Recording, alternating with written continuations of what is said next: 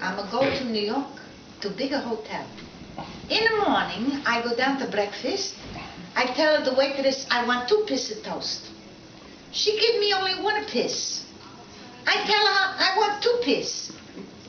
She say, go to the toilet. I said, no, you don't understand. I want to piss on my plate. She say, you better not piss on the plate, you son of a bitch. Later, I go to a big restaurant to eat. And the waitress gives me a spoon and a knife with no fork. I tell her, I want a fork. She say, everyone want a fork. He say, oh, but you don't understand. I want a fork under the table. He said, you better not fork under the table, you son of a bitch. I go back into the hotel, and there's no shits under the bed.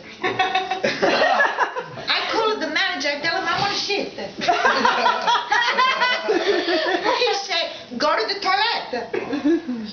He said, no, you don't understand. I want to shit on the bed. He said, you better not shit on the bed, you son of a bitch. I go down to desk to check out, and the man at the desk say, peace to you.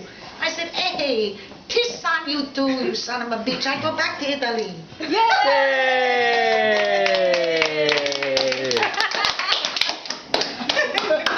Good job.